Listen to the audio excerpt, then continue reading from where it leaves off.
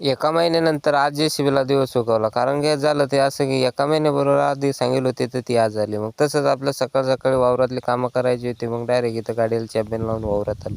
इथं आपलं बेणं डुबायचं होतं. मग त्यासाठी तर पहिलं डालं भरून घेतलं. त्यांना कशी औषध टाकायची ते सांगून दिलं. 22 टिन टाकून घेतली आणि क्लोरो टाकून घेतलं. मग तिथून त्यांचं डुबावणं चालू होतं. त्याच्यातले आपले 500-600 बेणं राहिलं होतं. मग ते डुबावून मी नंतर घरी आलो.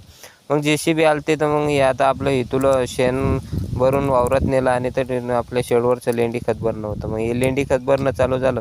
ऊन लय तपत होतं तर मग डायरेक्ट इथं JCBत येऊन बसलो. आणि इथं आपले किसनाभाऊ म्हणजे सांगायचं कामच नाही. एक नंबरचे ड्रायव्हर आहे आपले JCB ड्रायव्हर. आमच्या जवळपासच्या एरियामध्ये किसनाभाऊलाच सर्व कामं सांगतात. त्यांच्याशिवाय कोणाला सांगत नाही. मग तिथून आपल्या टिनाचं शेड बनवायचं त्यासाठी आपल्याला नाल्या गड्डे खंदून घेतले. मग तिथून जे आपलं कुटार राहिलं होतं ते बी नंतर टाकून घेतलं. त्या नाले खंदेले होते त्याच्यावर आपले हे मुरुम टाकून घेतला. मग तिथून गेली ती JCB निघून. मग इकडं आपलं बेणं लावणं होतं केळीचं चालू. तिथून ते बेणेवाल्यांजवळून चक्कर मारून घेतलं. इकडं आपलं एका दुसऱ्या वावरामध्ये ज्वारी पेरणं चालू होती. ती चाऱ्याची तेवढी ती पेरून घेतली. मग आजच्यासाठी एवढंच. आता भेटू पुढच्या व्हिडिओमध्ये.